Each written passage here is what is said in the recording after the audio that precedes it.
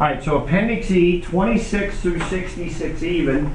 So we're going to be working on that here a little bit. And then there's also going to be an Appendix G, and we're going to actually cross off 1 and 5 on Appendix G. You can cross off 1 and 5 on Appendix G.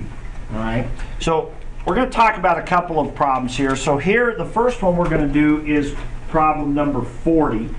All right, problem number 40. So that section where it talks about this, I'm going to jump around here a little bit so you can just jot these down. I don't care if your homework's out of order. It's probably going to bother some of you, but you know, I apologize for that.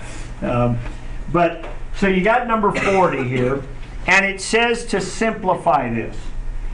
Now, I think the easiest way, at least in the beginning, if you see nothing else, is to just set that equal to x. Okay? Because by doing that, what you've done is you've said, oh, this is like an exponential. It's something raised to something equals this something. Well, that's exponential form. Let's convert that to its log form, which would be log base.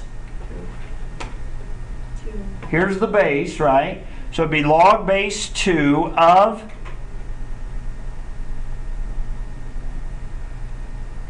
how do we convert this? Remember, if you have a to the b equals c, what is that? It's log base a of c equals b, right? So this would be log base 2 of x equals log base 2 of 1/2. All of that. Well, when you write it that way, it's pretty easy. What is x? Well, it's got to be, right? Because you got log base 2 equals log base 2. The x has to be a 1/2. Now, the lesson from that one is that you have a 2 as a base in an exponential and a 2 in the base of a log. It's like they cancel each other out. Exponential log are inverses of 1/2. It's kind of like square and square root. You do the square root of 3 squared, you get 3. Because they cancel, they undo each other. Well, that's kind of what's going on here. Now, what I want to caution you about is do not type that into your calculator. Do not just type this into your calculator on these problems. That defeats the purpose of what this is all about. Because you're going to have to do these problems in a no calculator setting. That's why we're reviewing this. Okay? It's kind of like yesterday, or the other day, I said we've got this equation right here. You're going to have some of this on today's homework as well. Similar thing. If we were going to solve this, right? What would we do? What I tell you to do to both sides of this? One way would be to turn it in log form, but what would be what I tell you to do?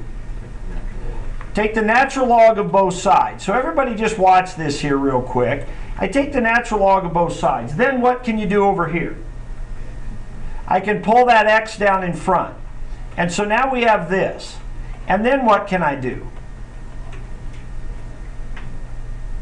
Natural log of 13 divided by natural log of 2. Yeah, divide by natural log of 2. And then you would stop right here. Now some people might say, well, I'll grab my calculator and I'll divide natural log of 13 divided by natural log of 2. That's kind of one of the problems with that IXL stuff. At least some people in their class were telling me several of those, they were wanting you to give like decimal answers, so you're just typing in your calculator.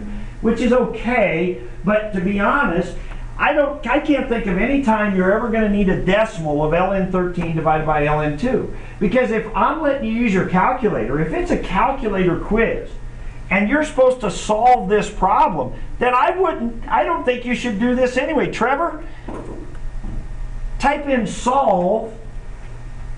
If it's a calculator quiz and you're supposed to solve 2 to the x equals 13, then I think you ought to do this. Okay, and he's typing in the word solve. We could have went to the menu and F2, but that worked pretty fast. Hit parentheses. And now do 2 to the x equals, oops, you got a right arrow there to get out of the exponent. There you go. Equals 13, comma x. Now this is really kind of cool. Watch this now.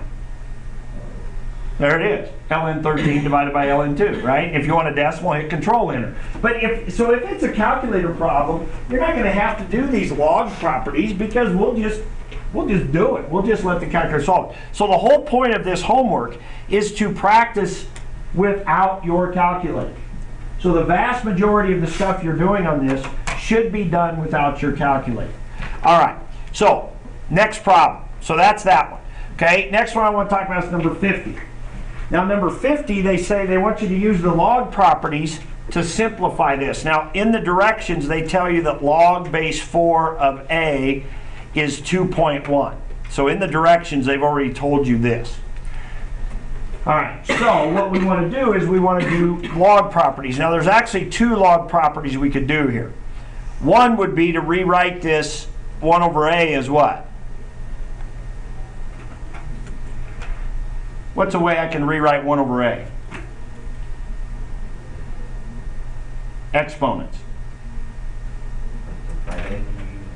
A to the -1, right? I can write 1 over A as A to the -1. Now what advantage is that? Oh yeah, I remember when I have a log and I have a power in here, what can I do? Bring it down front. So this is -1 times log base 4 of A. Oh, in the directions they told me log base 4 of A was 2.1. So this is -2.1. So that's what they want me to do in that problem. Now there's another one that may come out useful in some later problems there. Another thing you can do with the division. Anybody remember the log rule with division? You can change it to what? Subtraction. I can do log 1 minus log A, like that. If that was a multiplication in there, if I had like A times B in there, I could change it into log A plus log B. So these are some log properties that are possibly useful. Now what's log 1? Actually, any log 1 is 0, because remember what you're saying. You're saying 4 raised to what makes 1? Oh, 4 raised to the 0, right? So any log 1 is going to be 0. And then what's log 4, or log of A base 4? 2.1. 0 minus 2.1 is -2.1. So I could have done that either way there. So that's the log properties that they're talking about. The multiplication and division, or the power one. Okay? All right. Now we're going to back up a little bit. Number 26. I don't know why I couldn't have done these in order, but I didn't want to. All right. Number 26 says this. Okay, in the directions. Right? They give you this G function. So I want you to start becoming comfortable with this function notation stuff. So they give you the G function. It's an exponential. Then they tell you G of 0 equals 5. What's that mean, G of 0? Put an X, a 0 in for X, and then the Y, or the output, should be 5. Now you're going to hear me talk a lot about input and output. We always use X and Y a lot, but for us it's more like X and G of X, like in this problem, right? That's our input, that's our output, right? Because we use function notation so much, I won't use Y a lot. You'll hear me say input and output, but it's more like this. But anyway, that means you put a 0 in. So what that means is 5 will equal AE to the 0.2 times 0. So I really think you should write this out. Now you probably could do some of them in your head, but then they get a little trickier. So using the function notation, I think, is helpful. So I get this. Well, what's that? That's e to the 0. E to the 0 is 1, so that's just a equals 5. So they want you to find a. So that's pretty simple, and they get a little trickier as you go through this. But, right? So, and I know I'm going through this pretty fast, but it's not like I'm trying to teach you this. I'm just trying to brush the dust off, hopefully, right? The cobwebs a little bit from where you've learned some of this stuff before. But then you'll practice it. Okay, let's do one more in the exponentials, and then we'll move to the story problem ones, and then I'll let you work. So on 56, now they give you this function. Very similar to what we had a minute ago, except there's a 20 there instead of an A. Okay? And this time they tell you f of x equals 20. They don't tell you anything to plug in for x. Okay? So tell me what I would write down here to start solving this. 20 equals 20e to the 0.1x, right? In other words, they're telling me that the y, the output, is going to be 20. So f of x is going to be 20. So I substitute a 20 there for the output. Now, Again, I don't want you to solve this with your calculator. I mean, that's just I can bring in 7th graders and train them to just type stuff into their calculator, right? I want you to solve this without. So, that thing would do the ln to both sides, right? Well, you can't do that yet until you do what? Get rid of 20. You got to divide this 20 out of there. So you divide 20 on both sides and you end up with this. Now this one's actually going to be a real easy one because we get a 1 there, but you might get other numbers there and that's fine. Okay? So now we're going to do the log of both sides. So ln of 1 equals ln e to the 0.1x.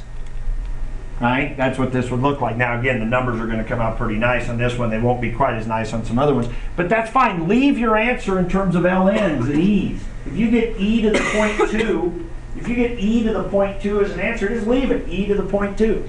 Right? You don't need to put that in your calculator. Just leave it. All right, anyway, what's ln1? 1. No, we just talked about that.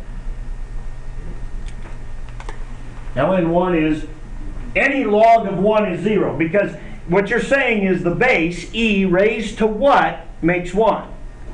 E raised to the 0 makes 1, right? So no matter what the base is, log 1 is always 0. Log 1 is always 0. Log 1 is always 0. Log 1 is always 0. Okay, so that's 0. And over here, what do we get? We can pull the 0.1x down in front, right? So we get 0.1x times ln e. What's ln e? Nothing. Well, you know, it's not nothing. It's 1. ln e is 1, because what are you saying? You're saying e raised to what makes e? Oh, e raised to the first. So ln e is 1.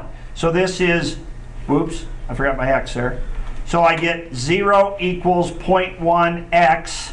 So x is, oh, well, that was kind of a weird one. But, you know, you get the point. You follow that path, you go. So there are 2 important things we just came up with there with logs.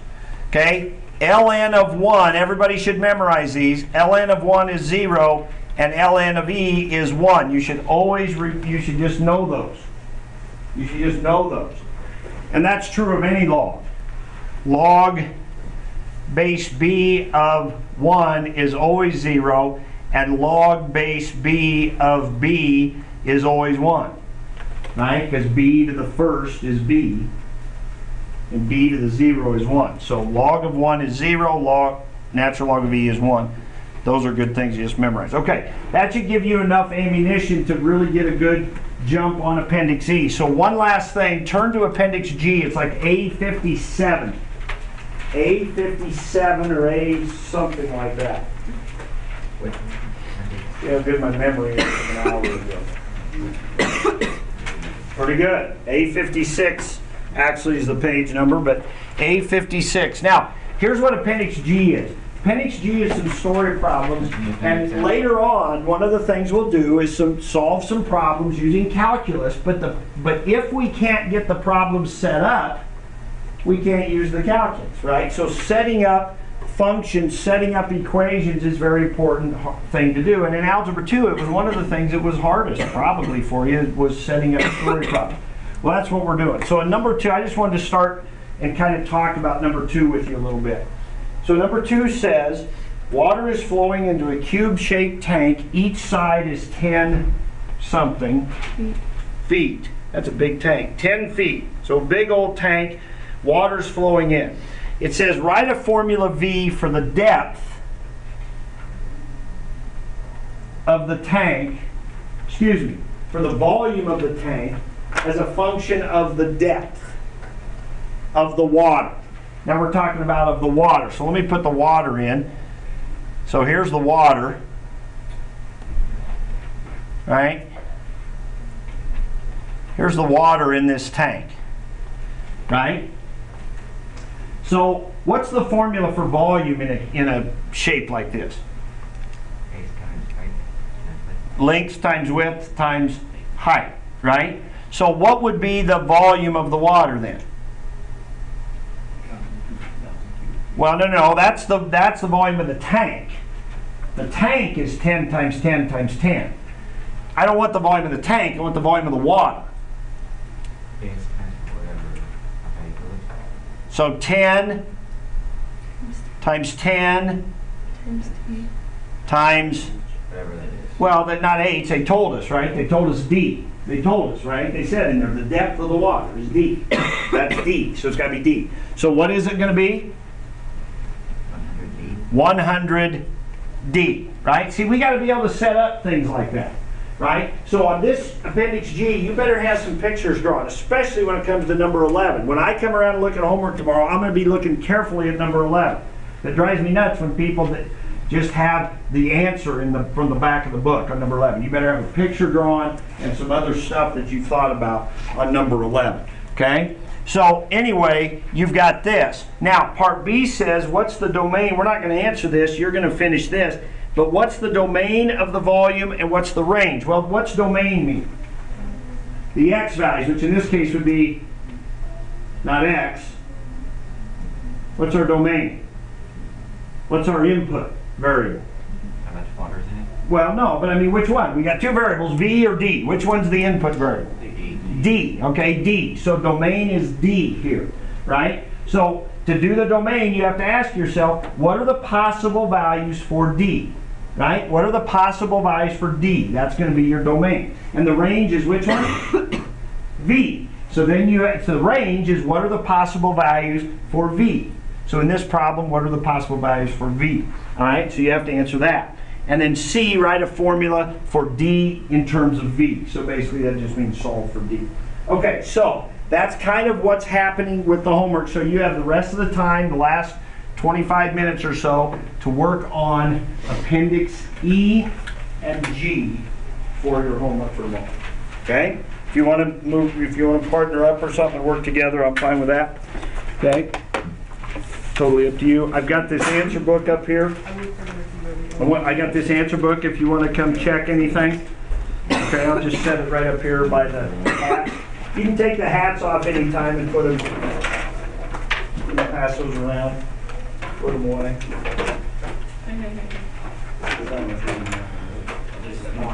There's one slide.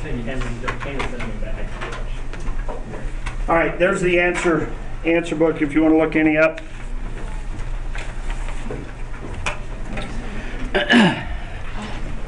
I'm not sure if I have the paper for the homework and stuff. Oh, yeah. Okay. And how Anybody else missing the homework sheet? And Okay. how the appendixes works. So- I was in the back of the book. They're in the back of the book. Yeah.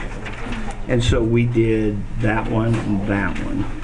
Okay, is The that other something day. I should try to do as well? You know, this was doing some interval stuff. I wouldn't worry about that one. Okay. This one was graphing or writing equations of lines. That was that Okay. point slope Yeah, the ones on the on the video. yeah. And if you feel real good about that, but I would say you might want to try some of that because Okay, that's I pretty can look through important. it. Yeah. And then of course today we're doing those. And then I said Appendix G, skip 1 and 5. Okay, so those two today. Those two are today. Okay, thank Okay. you so much. Uh-huh.